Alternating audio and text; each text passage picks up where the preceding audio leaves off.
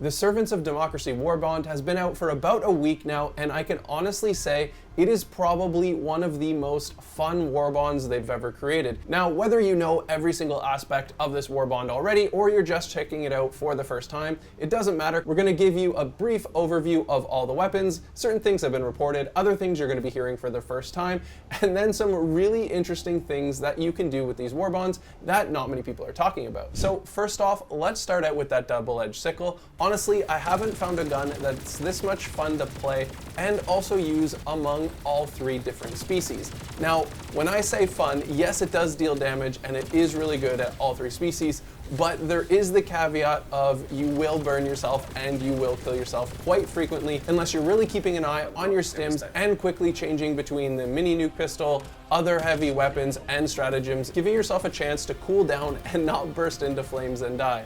Now, this might get old after like a few weeks of playing, but for right now, I'm actually finding it really enjoyable because it's a cool new weapon with medium armor penetration, does a decent amount of damage, and forces me to switch up my playstyle and use a lot more of my secondary weapon and running through stratagems. I'm also using the anti-tank encampment a lot more now and having a lot more fun for this combo. Then when it comes to the pistol, I like calling it the mini nuke pistol because it literally feels like you have a mini nuke from the safe artillery in your pocket, and it's not just one shot like I thought it was going to be, it's two, and it comes absolutely clutch. Not only do you get to use this mini nuke pistol against developing bug holes or patrols, but you can also use it to kill elite enemies like Bile Titans, Impalers, and even Factory Striders if you run up underneath and get the shot. But it doesn't end there because you can take out those automaton factories, other heavily armored areas, and even Illuminate ships with their shields still up. Then of course we have the portable hellbomb. This thing is 110 metals, not to mention all the metals that you have to put in to grind to get beforehand. So is it worth it?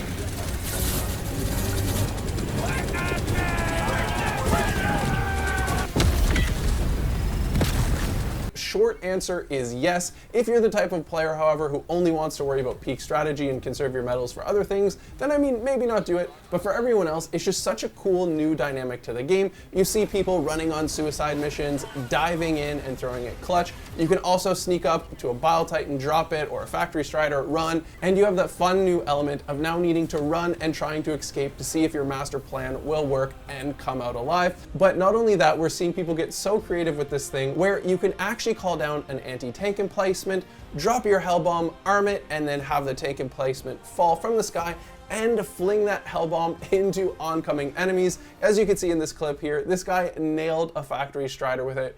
I just thought it was such a creative way to use a hellbomb, and hopefully that inspires you guys to come up with some really cool clips and fun playing with the hellbomb. Then we have those seeker grenades, and honestly, they are really cool in terms of concept. You have these drones flying around above you, or you can target enemies and from further distances, have them fly and take out those enemies. They are really cool in theory, and maybe if you're more of a sniper playstyle and you don't want to get too close to the action, they are pretty useful for being able to do that. But in my opinion, they don't deal enough damage to justify losing those other valuable grenades. I'd rather use something like Thermite, where I know it has enough damage to take out some heavy armor, or take something like incendiary grenades, because then I know I can stop a patrol in their tracks, or simply do things like throwing it in bug holes where you can't with these ones. And then finally, on top of that, you have the battle axe. This is more if you're a fan of those melee encounters, and you can even pair it with the ballistic shield to have even more protection as you go on a melee rampage. So I've just dropped into a game of the automaton so I can show you what it's like in action,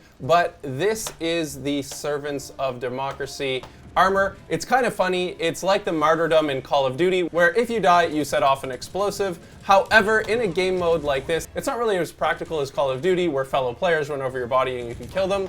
Here it's just for the lulz, but not really worth it. It's much better to use armor that actually gives you abilities like extra grenades, extra stims, or one thing I've seen that's actually pretty cool is wearing the 50% reduction in death from explosions armor, or when you're going to be fatally wounded with the hellbomb, and actually sometimes being able to survive an actual hellbomb blast while you're holding it.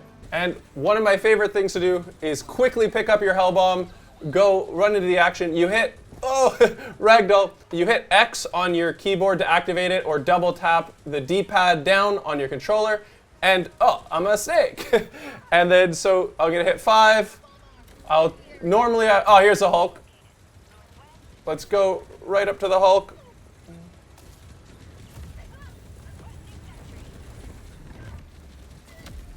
And boom, just like that, 16 kills. So now this is what you wouldn't do normally, but it's kind of fun to go and do those suicide missions from time to time on like a factory, strider, or a big objective. That wraps it up for this Servants of Freedom Warbond video. Let us know in the comments below what other things in Helldivers would you like to know. We're rolling out a whole series here, including gameplay, walkthroughs, as well as covering other games like Marvel Rivals. So if you have any questions on any of those or a video request, let us know in the comments below.